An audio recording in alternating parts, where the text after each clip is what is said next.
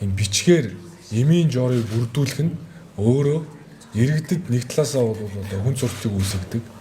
За мөн одоо эрүүл мэндийн албан хаагч нарт, ажилтны албан хаагч нарт бол бас төв саад бэрхшээлийг одоо үүсгдэг. Тийм учраас өнгөрсөн хугацаанд за эрүүл мэндийн яамтай хамтарч ажилласны үр дүнд бид төрийн цахим үйлчлэгийг зохицуулахтай холбоотой их хурлаар батлагдсан 109 хуулийн хүрээнд мэдээлэл солилцох хадгалах журмыг бол засгийн газар батлуулсан. Ингээ 2 сайтын тушаалаар бол энэ тухайн програм хангамжид тавигдах стандартуудыг нь баталсан. За одоогийн байдлаар бол эрүүл мэндийн салбарт ажиллаж байгаа 30 гаруй мянган эмч эмнэлгийн мэрэгчлэтгүүд өдөр тутамдаа 11 төрлийн програм хангамжийг хэрэгэлдэг байсан. Тэр өрхийн эмнэлгүүд дээр очиход бол хэдийгээр өөрсдөө шивэд кодыг нь бичээд оруулдаг ч гэсэн энэ систем нь одоо манай одоо ийм Монголоор харагдаж байгаа ард нь ажилдаг хур системтэй огт одоо холбогдоогүй байсан.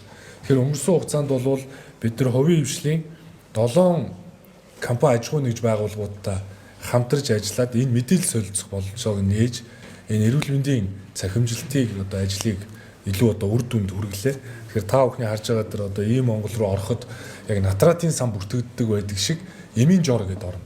Тэр зөвхөн хөнгөлтөө эмийн жор биш, бүх төрлийн одоо жороор бичиж байгаа эмүүд бол ийм Монгол дээр иргэн өөрийгөө таниулаад орсноор харагдана.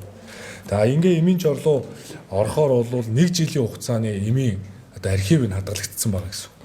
Тэгэхээр энэ системийг нь өөрөө бид нар бүх шатны эмнэлгүүдэд одоо хэрэглүүлж байгаа учраас тухайн одоо жор бичиж байгаа эмч шивэд одоо энэ эмийн жорыг бичлээ гэхэд тухайн хүний мэдээлэл дотор нь энэ ороод ирнэ гэсэн.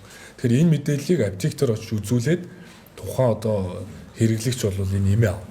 За мөн хүн дээр нь бол эмийн гаж нөлөөний талаар бас оруулсан учраас гаж нөлөө үүсэж байгаа талаар бол шууд мэдээллийг явуулахад одоо эрүүл мэндийн яам, эрүүл мэндийн хөгжлийн төв дээр энэ мэдээллийг аваад хариу арга хэмжээнүүдийг авах болцоо бол бас үүнээс бол бүрдэж байгаа.